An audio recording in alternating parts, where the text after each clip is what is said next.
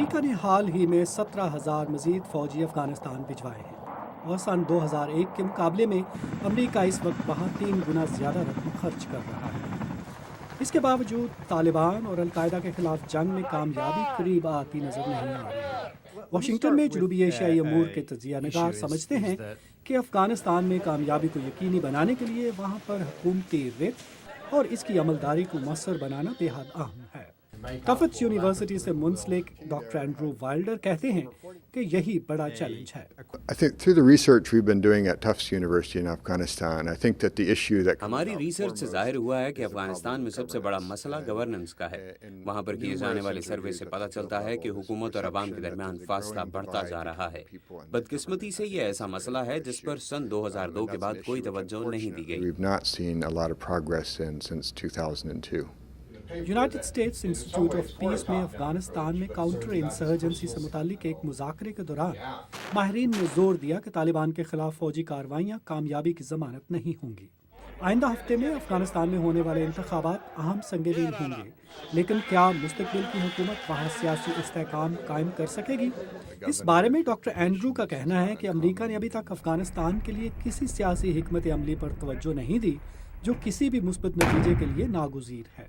In principle, the idea of a military surge, I think, could make sense if it's designed to promote اصولی طور پر military search تبھی سودمند ثابت ہو سکتی ہے جب یہ کسی سیاسی حکمت عملی کا حصہ ہو یا یہ سیاسی عمل کے فروغ میں مددگار ثابت ہو۔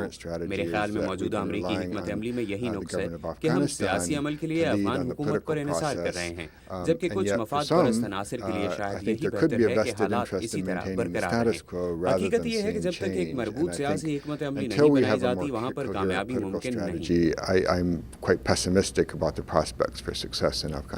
افغانستان میں امریکی کمانڈر جنرل سٹینلے افغان فوجی حکمت عملی میں بڑی تبدیلی کے خواہاں ہیں۔ وہ افغان فوجیوں اور پولیس کی تعداد کو دگنا کر کے 4 لاکھ کرنا چاہتے ہیں۔ ڈسکشن کے دوران جب یہ سوال اٹھایا گیا کہ یہ سب اقدامات اپنی جگہ امریکہ کو کتنی مدت تک افغانستان میں موجود رہنا ہوگا، تو دہشت گردی سے متعلق امور کے ماہر ڈاکٹر ڈیوڈ کلکلن نے کہا کہ ان کے خیال میں امریکہ کو افغانستان میں تقریباً 10 سال کا عرصہ لگ سکتا ہے۔ We will probably look at 1 to 2 years minimum. ایک بہترین ممکنہ صورتحال میں ہمیں کم از کم آئندہ 2 سال تک شدید جنگ لڑنا ہوگی۔ اگر ہم اس میں کامیاب ہوتے ہیں تو ہمیں سیکیورٹی کا انتظام افغان فوج کے حوالے کرنے کے لیے مزید 3 سال درکار ہوں گے۔ اگر ہم یہ مقصد حاصل کر لیتے ہیں تو پھر 5 سال اور چاہیے تاکہ نئے حکومتی نظام کو تحفظ دے سکیں اور اسے کامیاب بنانے میں ان کی مدد کر سکیں۔ امریکی ماہرین اس بات پر متفق نظر آتے ہیں کہ افغانستان میں کاؤنٹر انسرجنسی آپریشنز کی کامیابی کے لیے وہاں مستحکم حکومتی اداروں کی موجودگی اور ترقیاتی منصوبوں کی تکمیل بے حد اہم ہے۔